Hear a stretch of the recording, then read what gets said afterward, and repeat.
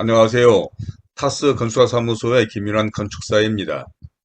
저는 지난 몇 차례 영상에서 요즘과 같은 어려운 시기에는 신축보다는 기존 건물의 리모델링이나 용도 변경, 증축 사업 등 기존 건물의 재활용 사업을 경매와 공매를 통해서 수익을 창출하는 방법과 장점에 대해서 설명을 드린 바 있습니다.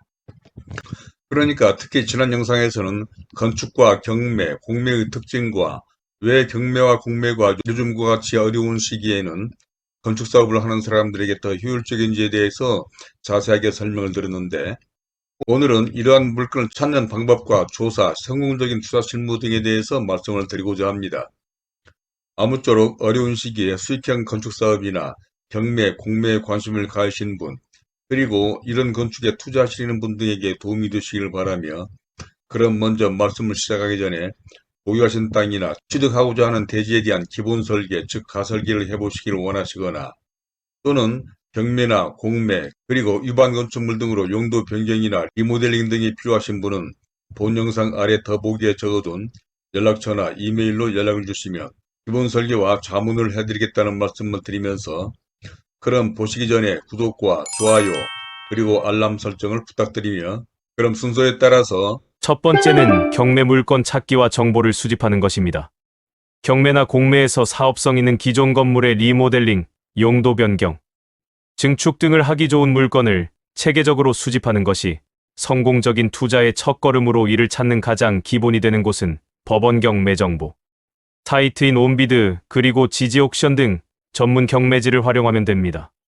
그리고 이런 정보를 통하여 경매 물건을 검색하는 요령으로는 지역별, 가격대별, 물건 종류별로 세분화해서 접근해야 하는데, 예를 들어 서울 강남구의 아파트로 가격은 감정가 5억 원대로 하는 경우에는 상기의 경매지에서 서울 강남구에 있는 아파트로 검색 범위를 좁힌 후 감정가 5억 원 이하의 물건만 별도로 추려내는 방식입니다.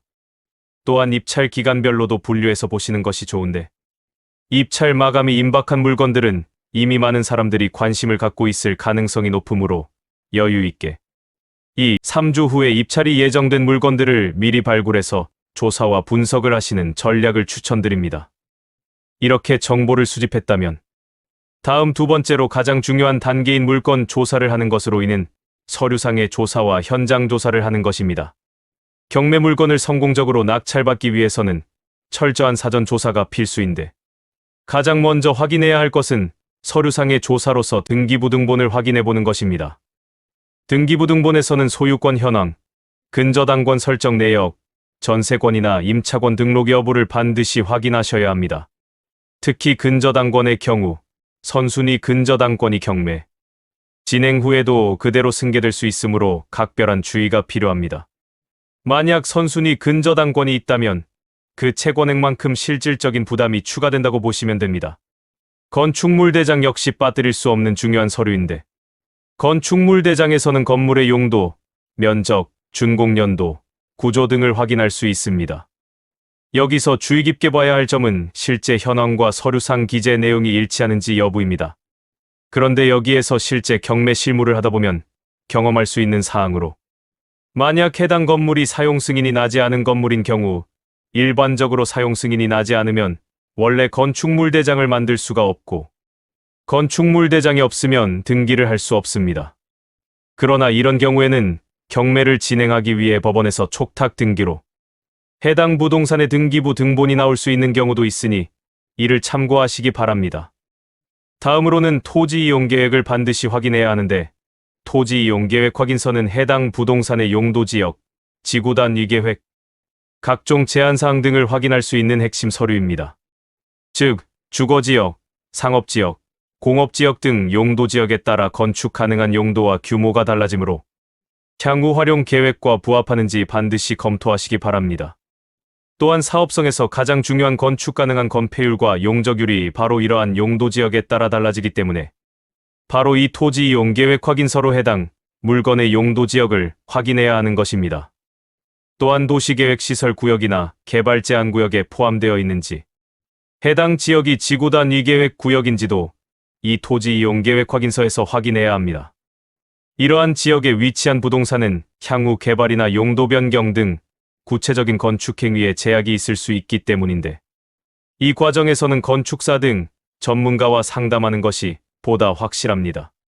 그리고 대단히 중요한 사항이 있는데 빠뜨리지 말아야 할 것이 바로 현장 답사인데, 그것은 아무리 서류상으로 완벽해 보이는 물건이라도 직접 현장을 확인하지 않으면 예상치 못한 문제를 발견할 수 있기 때문입니다. 현장 답사 시에는 건물의 실제 상태, 주변 환경, 교통 접근성, 상권 현황 등을 종합적으로 살펴보시기 바랍니다. 특히 임차인이 있는 경우에는 대항력을 갖춘 임차인인지 확인하는 것이 매우 중요합니다. 대항력 있는 임차인이 있다면 낙찰 후에도 해당 임차인의 권리를 보장해야 하므로 이를 고려한 투자 계획을 세우셔야 하기 때문입니다. 다음은 세 번째로 위반 건축물의 종류와 특징으로 건축과 관련된 경매나 공매를 통하여 리모델링이나 용도 변경 사업을 하기 위한 건물 등을 찾다 보면 건축적으로 문제가 있는 물건을 많이 찾아볼 수가 있습니다. 그런데 대체로 이러한 물건은 지난 영상에서도 설명드린 바와 같이 일반 경매인들이 범접하지 못하여 대체로 경쟁률도 낮고, 그러다 보니 유차를 거듭하여 심한 경우 감정가에 무려 40%까지 떨어져 바로 이러한 물건이 많은 수익을 낼 수 있다는 것인데, 이러한 경우로는 먼저 무허가 건축물이 있는데, 무허가 건축물은 건축허가나 신고 없이 지어진 건물을 의미합니다. 이런 건물들은 법적으로는 존재하지 않는 것으로 취급되므로 금융기관 담보대출이나 각종 인허가 신청이 어려운 상황입니다. 하지만 모든 무허가 건축물이 철거 대상은 아닙니다. 건축 당시의 법령을 적용했을 때 적법했거나 현재 법령에도 부합할 수 있는 건물들은 합법화가 가능하며 용도나 면적, 간단한 공사 등 적절한 절차를 통해 건축허가와 건축신고를 하고 사용 승인을 받을 수 있습니다. 다음으로는 위반 건축물로 이 가운데는 불법 증축, 불법 용도 변경 등을 한 건물이 많은데, 예를 들어 단독주택으로 허가받았지만 실제로는 근린생활시설로 사용하고 있거나 특히 주차장법 등으로 근린생활시설로 허가를 받고 원룸 등 주거용 건물로 사용하는 경우가 허다합니다. 이런 경우에는 현재 사용하고 있는 용도가 해당 지역의 용도지역에 부합 여부, 복도, 폭 등 해당 용도로의 건축 기준에 적합 여부, 주차장법 등을 확인하여 이에 맞는 변경을 통하여 용도 변경 허가나 신고를 통해 해결할 수 있습니다. 또한 경매로 나온 물건 가운데는 불법으로 증축이나 개축한 물건도 흔히 볼 수 있습니다. 이런 경우에는 무허가 부분의 규모와 구조적 안전성, 법적 적합성 등을 종합적으로 검토하여 무허가 증축 부분이 소규모이고 구조적으로 안전하다면 추가 허가를 통해 합법화가 가능할 수 있습니다. 하지만 대규모 증축이거나 구조적 문제가 있다면 해당 부분을 철거하고 재시공해야 할 수도 있고, 대체로는 구조안전진단이나 현황 측량도 뒤따를 수 있습니다. 이 밖에도 공사 중 중단되거나 공사 중 경매나 공매로 나오는 물건도 많은데, 이러한 건물은 사용 승인을 받지 않은 건물로서 사용 승인을 받기 위한 나머지 공사를 마친 후 중간검사, 사용 승인 절차 등을 따라서 처리하면 되는데, 실무적으로는 공사 중 발생한 공사비, 정산 문제 등으로 인한 유치권과 시공자와의 타절 그리고 사용 승인 서류 확보 등 지난한 문제가 있습니다. 이제는 네 번째로 위반 건축물 합법화하는 프로세스입니다. 위반 건축물을 합법화하기 위해서는 먼저 정확한 현황 파악이 선행되어야 합니다. 건축물 대장에 기재된 내용과 실제 현황을 면밀히 비교 분석하셔야 합니다. 어떤 부분이 위반인지, 위반의 정도가 어느 수준인지를 명확히 파악하는 것이 첫 번째 단계입니다. 이 과정에서는 관련 법규에 대한 이해도 필요합니다. 건축법, 국토계획법, 주택법 등 해당 건축물과 관련된 모든 법규를 검토해서 현재 상황에서 어떤 조치가 필요한지 판단해야 합니다. 다음으로 필수적인 것이 전문가 상담의 중요성입니다. 특히 이는 시공 등 일반 건축 전문가가 아닌 건축 관련 법과 규정을 잘 아는 건축사, 이 가운데서도 가급적이면 이런 위반 건축물 합법화는 매우 전문적인 영역이므로 특히 경매에서 위반 건축물의 허가나 사용 승인에 대한 경험이 풍부한 전문가의 의견을 구하시는 것을 강력히 권합니다. 특히 이러한 자문은 경매에 낙찰을 받고 난 후가 아닌 경매에 참여하는 과정에서 미리 상담을 하거나 계약을 하여 검토받는 것이 좋은데, 이러한 검토를 받은 후 문제가 없다거나 해결할 수 있는 방법이 있어야 하기 때문으로 인한 아주 중요한 사항입니다. 그리고 건축 관련 인허가 진행 절차로서 전문가 상담을 통해 합법화 방향이 정해지면 경매에 참여하는데 해결 방법이 보인다면 보다 공격적으로 경매에 참여할 수 있기 때문입니다. 이 과정에서 먼저 설계도서를 작성해야 하는데 이때는 현재 상황을 정확히 반영하고 관련 법규에 부합하도록 설계해야 합니다. 구조적 안전성이 의심되는 경우에는 구조안전진단서와 구조검토서도 함께 제출해야 하고 특히 무허가 증축 부분이 있거나 구조 변경이 있었던 경우에는 구조기술사의 검토를 받아야 합니다. 그리고 필요한 서류가 준비되면 건축신고 또는 건축허가를 신청합니다. 신고와 허가의 구분은 건축물의 규모와 용도에 따라 달라지므로 해당 기준을 정확히 확인하시기 바랍니다. 그런데 이상에서 말씀드린 내용은 일반적인 내용이고 제가 이러한 업무를 하다 보니 직접 경험하고 느낀 실질적이고 구체적인 내용이 많아 더 구체적인 내용은 다음 영상에서 더 자세하게 설명드리도록 하겠습니다. 다음 5번째로 합법화 과정에서의 주의사항에 대하여 설명드리면 먼저 매입 전 검토사항으로 위반 건축물을 경매로 매입하기 전에는 반드시 합법화 가능성을 면밀히 검토하셔야 합니다. 해당 부동산이 위치한 용도지역에서 현재 상태로 합법화가 가능한지, 건폐율이나 용적률 등 각종 건축 기준에 적합한지 확인하는 것이 중요합니다. 또한 합법화에 소요될 예상 비용도 미리 산정해 보시기 바랍니다. 설계비, 감리비, 각종 부담금, 실제 공사비 등을 모두 합산했을 때 전체 투자 수익성이 확보되는지 검토해야 합니다. 그리고 소요 기간도 고려해야 하는데 위반 건축물 합법화는 일반적으로 위반의 정도와 관련 기관의 업무 처리 특성에 따라 달라질 수 있으므로 전문가와 상담이 필수적입니다. 다음으로 합법화가 어려운 경우로 인한 모든 위반 건축물이 합법화 가능한 것은 아닙니다. 도시계획시설 구역 내에 위치한 건축물이나 녹지지역 등 개발 제한 구역 내의 건축물은 합법화가 매우 어렵거나 불가능할 수도 있습니다. 또한 구조적 안전성에 심각한 문제가 있으므로 건축 시점이나 사용 승인일을 확인하거나 일조권이나 조망권 침해로 인한 민원이 예상되는 경우에도 합법화가 어려울 수도 있습니다. 이런 경우에는 철거 후 재건축을 고려해야 할 수도 있습니다. 이제는 마지막 6번째로 성공적인 경매 투자를 위한 실무 팁으로서 먼저 종합적 수익성 분석으로 경매나 공매를 통해 위반 건축물을 취득할 때는 단순히 매입가만 보지 마시고 종합적인 수익성을 분석하시기 바랍니다. 매입가가 시세 대비 저렴하더라도 합법화 비용이 많이 들면 전체적인 수익성이 떨어질 수 있습니다. 반대로 매입가가 다소 높더라도 합법화가 쉽고 향후 활용 가치가 높다면 좋은 투자가 될 수 있습니다.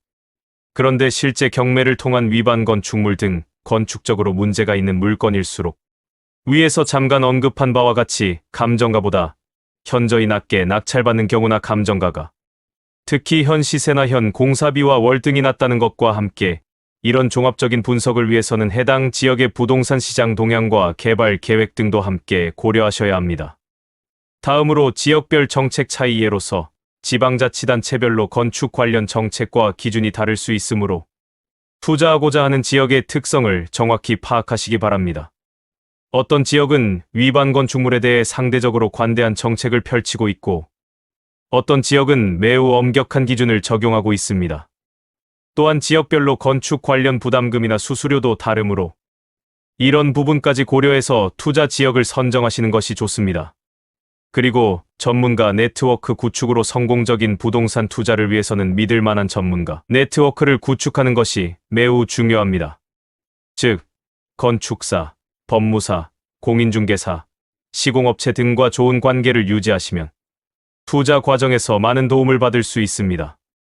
특히 해당 업무인 위반 건축물 그 가운데서도 경매나 공매를 통한 건축 관련 업무를 오랫동안 활동해온 전문가들은 이러한 물건의 특성과 관련 업무 처리 방식을 잘 알고 있으므로 이런 분들의 조언을 적극적으로 활용하시는 것은 아주 중요한 요소이며 또 간과해서는 안 되는 것은 이에 따른 용역비입니다.